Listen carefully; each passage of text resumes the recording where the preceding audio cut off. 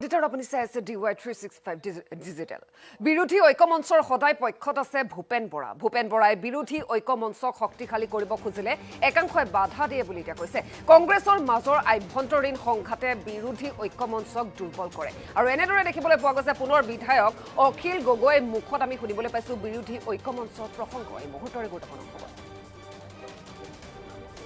বিৰোধী ঐক্যমঞ্চৰ সদায় পক্ষত আছে ভূপেন বৰা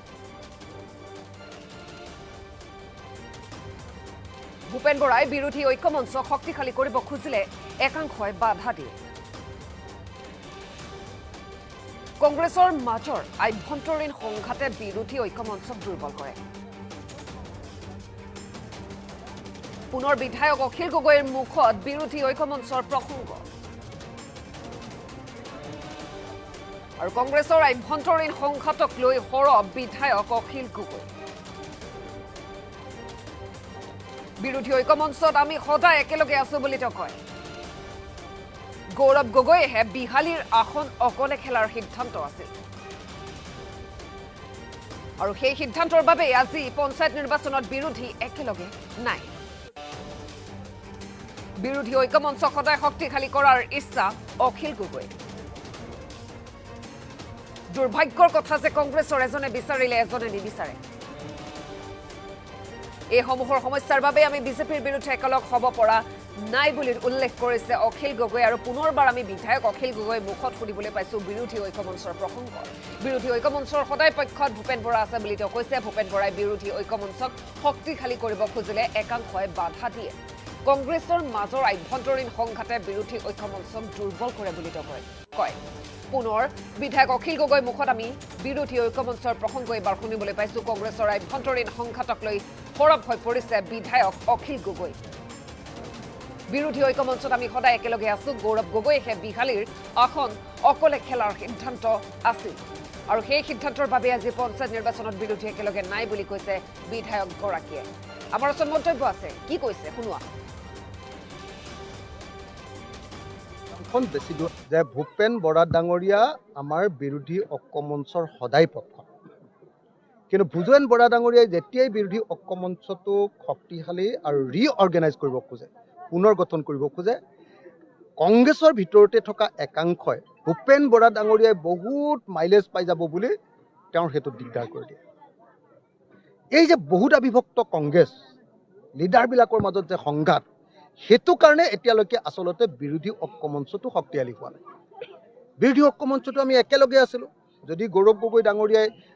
বিহালী বিধানসভা আসনখন অকলে খেলাৰ কাৰণে প্ৰস্তাৱ নিদিলেহেঁতেন সিদ্ধান্ত নল'লেহেঁতেন তেতিয়াতো আজিৰ দিনটোতো আমি পঞ্চায়ত ইলেকশ্যন একেলগে খেলিলোহেঁতেন কিন্তু দুৰ্ভাগ্যৰ কথা